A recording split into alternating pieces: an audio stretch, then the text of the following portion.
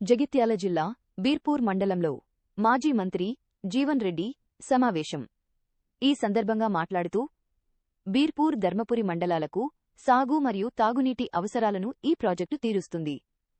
దీన్ని 1 టీఎంసీల విలువ సామర్థ్యంగా ఆధునీకరించాలని కేసీఆర్ ముఖ్యమంత్రిగా ఉన్నప్పుడు మంజూరు చేశారు. కనీసం ప్రాజెక్టుకు గేట్లు కూడా అమర్చలేదు. గత రబీ సీజన్లోనే గేట్లు పెడతా అన్నారు. స్థానిక మరియు ధర్మపురి శాసనసభ్యులు పూర్తి బాధ్యత వహించాలి. ధర్మపురి శాసనసభ్యులు మంత్రిగా ఉన్నారు. అల్పపీడ ప్రభావము వలన వర్షం సమృద్ధిగా పడింది. రైతులకు నీటితో కొరతలేదు. కాని విద్యుత్తు అంతరాయం కాకుండా చూసుకోవాలి.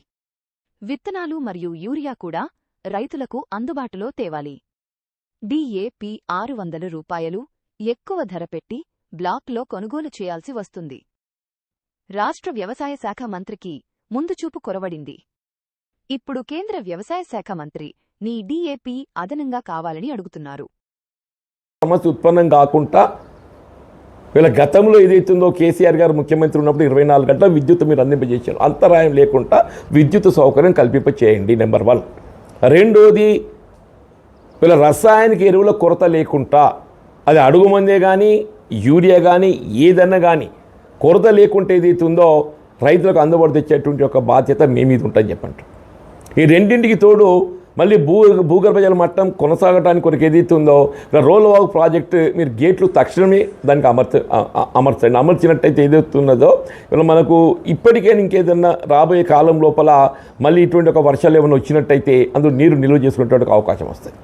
ఆ గేట్లు ఏదైతుందో మీరు టైం షెడ్యూల్తోని మీరు అమర్చండి. వీళ్ళు మీరు గారు వస్తున్నారు, వాళ్ళందరూ మధ్యాహ్నం వస్తామని చెప్పని టైం షెడ్యూల్ ప్రకటించేయండి. ఈ లిఫ్ట్ ఇరిగేషన్కి సంబంధించి ఇప్పుడు నేను పేర్కొన్న మంగెల కానీ కొల్వాయి కానీ రేకులపల్లి ఒకటి కానీ కొల్వాయి ఒకటి కానీ ఆరపల్లి కానీ ఇవి 4 మంగెల, కమ్మనూరు, రేకులపల్లి, కొల్వాయి ఈ 4 ఆరపల్లి 5 అవి ఏదైతే ఇమీడియట్గా ఆపరేట్ చేపియండి.